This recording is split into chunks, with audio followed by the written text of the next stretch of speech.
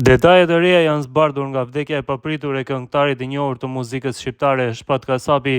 Mësohet se ai ka qenë në një koncert në Bologna të Italisë, teksa nuk u ndje mirë dhe më pas ndërroi jetë në skenë. Sipas mediave në Maqedoninë e Veriut, shkak për ndarje nga jeta të Shpat Kasapit është bërë ataku në zemër.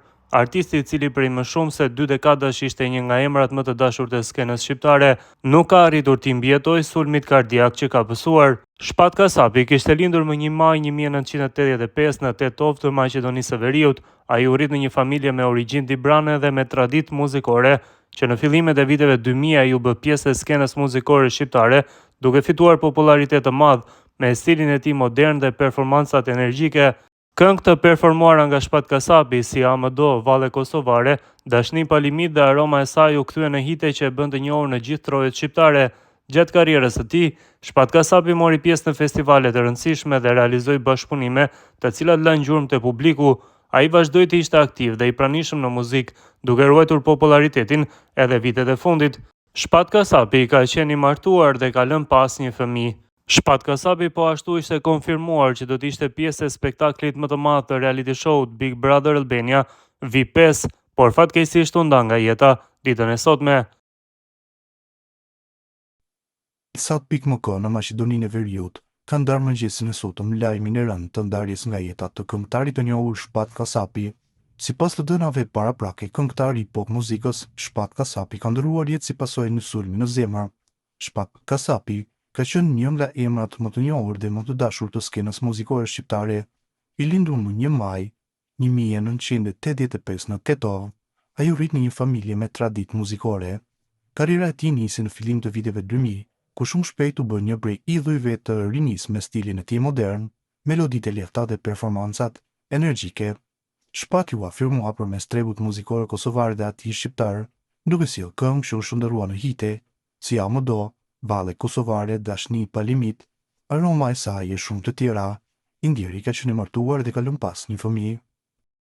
Kosova po hyn fuqishëm në garën globale të teknologjisë ajrore me një projekt ambicioz dhe vizionar, dronin Skifteri, dizajnuar dhe zhvilluar nga projektuesi Ridvan Aliu në kuadër të Future Minds Academy, me një dizajn të avancuar dhe karakteristika teknike mbreslënse. Droni Skifteri M1 është vetëm njëri nga 5 modelet që pritet të lançohen gjatë muajit gusht, duke shënuar një moment historik për inovacionin dhe industrinë teknologjike shqiptare.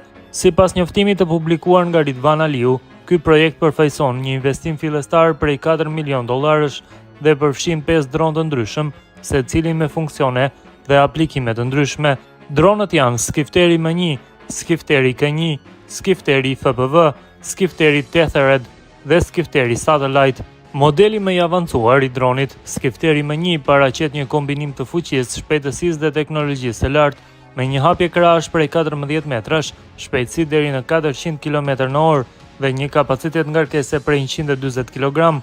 Ky dron është projektuar për të përmbushur misione të ndërlikuara në fushën e sigurisë, mbikëqyrjes apo edhe transportit logjistik. Ky zhvillim i ri e pozicionon Kosovën si një konkurrent serioz në industrinë e dronëve, një sektor që po rritet me shpejtësi në nivel global. Ajo që bën projektin edhe më domethënës është fakti se ai është tërësisht i zhvilluar brenda Kosovës, duke përdorur kapacitetin intelektual dhe kreativ të rinjve dhe profesionistëve shqiptar. Në postimin e tij zyrtar, Ridvan Aliu ka theksuar se ky është fillimi i një projekti historik për kombin shqiptar.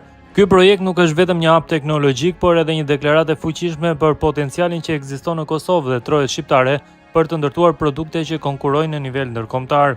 Future Minds Academy është duke u shndërruar në një qendër ekscelence për zhvillimin e teknologjive të reja, ku të rinjt mësojnë, krijojnë dhe realizojnë ide që më parë mund të dukeshin të paarritshme.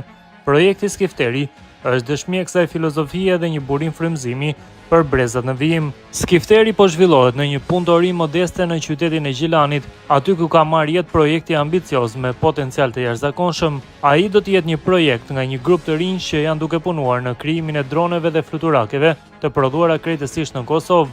Qëllimi i tyre është i qartë që të zhvillojnë një dron autokton të avancuar që do të konkurrojë me modelet më të njohura ndërkombëtare, përfshirë edhe vetë Bayraktarin turk. Po shpenzojmë rreth 50.000 euro në muaj vetëm për ulëmtimin, zhvillimin dhe testimin, tregoi Ridvan Aliu për media disa kohë më parë. Deri tani janë ndërtuar disa modele funksionale, por droni përfundimtar pritet të prezantohet së shpejti. Sipas Aliut, fuqia e dronit pritet të tejkalojë dhe atë të Bayraktarit turk. Ky është një hap i madh për inovacionin dhe teknologjinë shqiptare, një dëshmi se Kosova po ngrihet me krahët e saj. Lançimi i dronit skifteri pritet të bëhet publik në muajin gusht, duke tërhequr vëmendjen e publikut, mediave dhe potencialisht edhe investitorëve ndërkombëtar që mund ta blejnë atë. Me 5 modelet e gatshme dhe një vizion të qartë për të ardhmen, Kosova është gati të fluturojë lart me krahët e skifterit,